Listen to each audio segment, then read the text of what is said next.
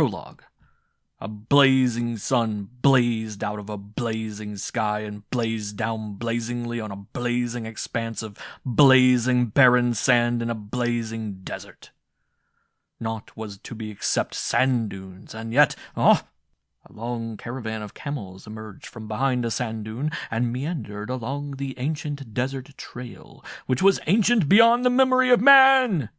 It was even said that the trail had been made even before William Jennings Bryan began to run for president. The Tuareg chieftain looked about him with a sneer on his handsome face.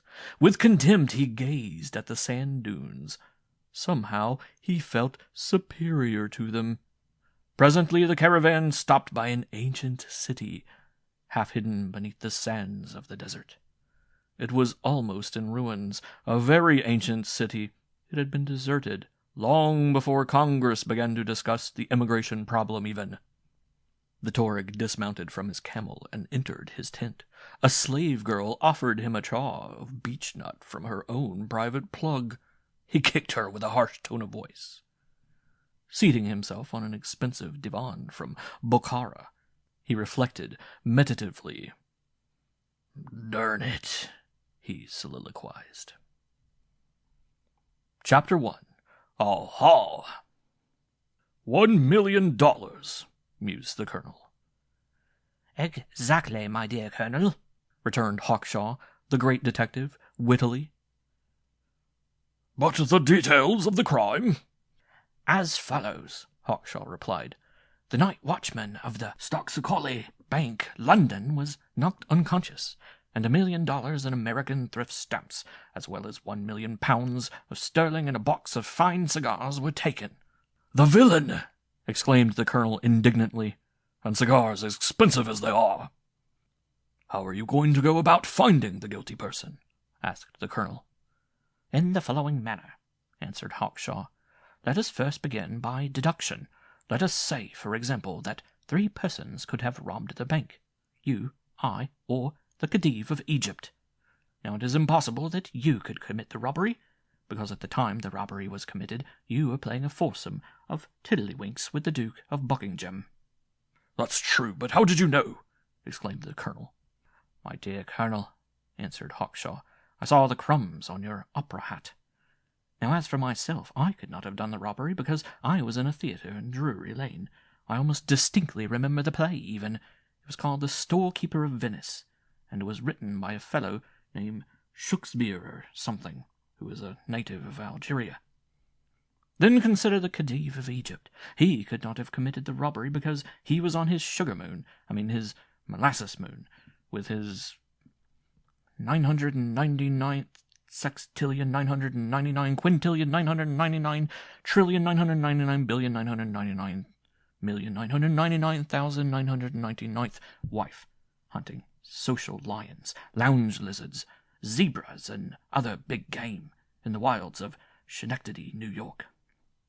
And having eliminated myself, you, and the Khedive, do you see what this points to?" "No," the colonel answered. "It indicates the robbery was done by someone else," said Hawkshaw dramatically. "Indeed!" exclaimed the colonel in admiration. "Aha! Wonderful!" "I shall now," Hawkshaw continued, "go into the street and arrest everyone I meet. To each I shall put the question, did you rob the Stocksocoli Bank, or did you not? And I shall be governed by their answers." Chapter 2. The Anarchist. "Curses!" hissed Alisiki. Grugi goofa gimma moffa swift sky kif skaviskan chinka sky reva bishki. "Curses!" Alachiski, etc., hissed again, even more hissier than before. "This nation of Egypt shall fall, or my name is not Aski Mojimp," giving the correct pronunciation of the name, Alachiski, etc. The anarchist, with great stealth, then placed a bomb under a girl's school. "There," he hissed. "That be a defeat to the accused bourgeois." After going several blocks, he stopped with an enraged look in his coat pocket. 10 billion imprecations, he hissed. "I forgot to light the fuse." He walked on through London. Presently the anarchist came to a palatial mansion in the slums, which was the clubhouse of all the anarchists in that part of London. He walked up to the door and rang the old-fashioned door-knocker. "Give the password," hissed a voice from within. "The wages of sin are a mansion on Riverside Drive," answered the anarchist. The door swung open, and he entered. There were several members of the anarchist club in the club-room, engaged in anarchist pastimes such as swigging ginger ale, playing marbles for keeps, growing whiskers, and cussing the bourgeoisie. Feeling in a reckless mood, Alachitsky spent a nickel for ginger ale and offered to bet 3 cents either way on the next Olympic Games. One of the club members, Heine von Schloof, then made a speech. "Was is," he began eloquently, "was is the nation going to do even the cost of hog iron? I mean, pig iron has gone up 2 cents on the yard already, yet. And what is so many Irisher loafers getting jobs when white men like me can't yet? I have met an Irisher on the street, and I say, get out of mine way, you no good boontf. And look at the black eye what he gives me. They say that Irish are such good fighters. Bah! That makes me tired feel. Why over to Gretchen's wedding, that drunken old hooligan come in and try to raise it. A rough house, and me and my cousin, Abi, and Ludwig and Hans, and 4 or 5 others. Why we pretty near threw that Irishman right out of the house. I will never go to Ireland." The anarchists applauded, and then Alachitsky proposed a toast. "Down with everything! Long live Lindemann and Lepesky, and hurrah for Russia!" Chapter 3. Britannia Rules the Waves. As Alachitsky the anarchist walked down Piccadilly Circus, he glanced about, hoping to see a bank that he could rob. As he came into another street, 2 men accosted him, one a tall, thin man, the other a short, stocky man. "Aha!" said Hawkshaw, for it was he. "Methinks you unshaven Russian with the cannibalistic face has the guilty look of a first-class criminal." The detective stopped Alachitsky. "Wait a moment, my friend.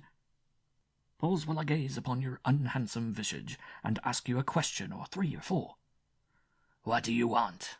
asked Alachitsky, having swiftly selected a fiendish sneer from his extensive collection of mocking smiles, derisive leers, glares, dirty looks, unholy mirth, chuckles, diabolical stares, etc.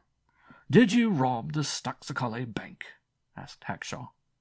"No," answered Alachitsky. "Darn it," said the colonel, baffled again.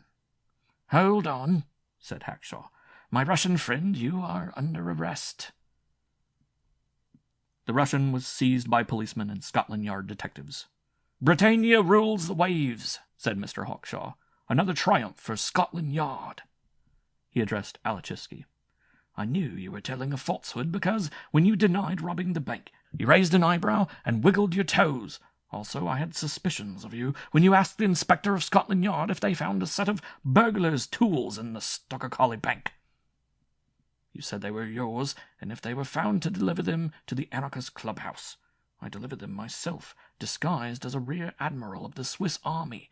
Then, when I saw the $1,000,000 banknotes and thrift stamps in your vest pocket, I took a chance and arrested you." "Curses!" cursed Alachitsky. "The way you robbed the bank was in the following manner," said Hawkshaw. "You came into the bank, disguised as a king of the South Sea Islands. You climbed up the fire escape and down one of the marble pillars of the bank front. Then, having taken an impression of the keyhole with wax, you filled out a key to fit, from a cigar made in Dusseldorf, Germany. Then you entered and robbed the bank. Is that correct?" "No. The watchman has left the door open, and I went up the bank steps and walked in," answered the Russian. Epilogue. The Eskimo floundered through the deep snow and kicked an iceberg out his way. Reaching his igloo, he unharnessed his team of whales from his sled and entered the igloo. Snow covered the land, yards deep. Here and there mighty icebergs reared up toward the sky, for it was midsummer. in northern Alaska.